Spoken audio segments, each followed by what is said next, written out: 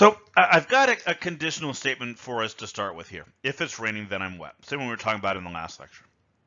And there are 4 different variations on this conditional statement, right? There's the converse, the inverse, and the contrapositive. Three variations, 4 altogether.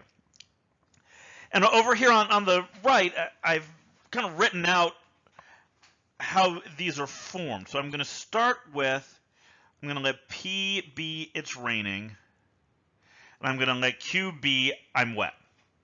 All right, so to go from the conditional, this is kind of our starting point, to the converse, all we do is we flip the order.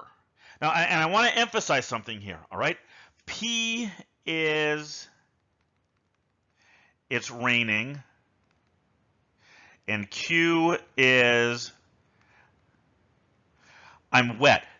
The if and the then aren't actually included in the statements. The if and then are the connectives. They're like the and the or in our earlier lectures. So when I want to write this converse, I'm going to start if and then, because it's got the arrow, right? That's what the arrow means. Then I'm going to put P and Q here. Q is I'm wet. P is it's raining. That is the converse of the original conditional statement. Right, then for the inverse, I'm going to do almost the same thing, but you notice what I've done now is, first, the P and the Q are in the same order.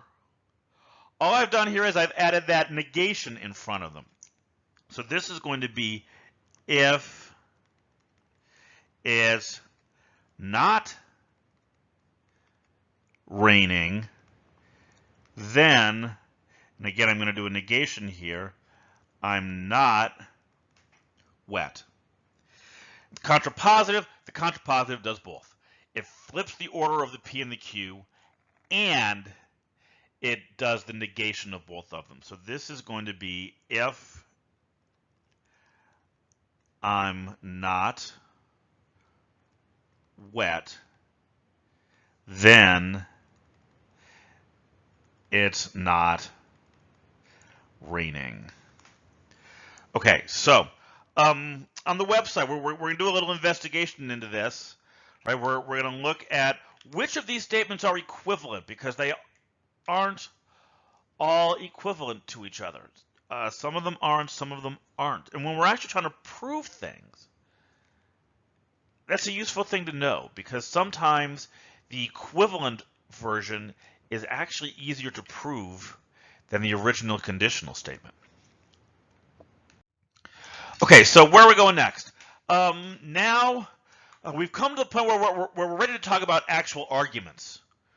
Right, we're going to look at situations where we have combinations of requirements, multiple requirements, and we're going to see what conclusions we can draw based on that.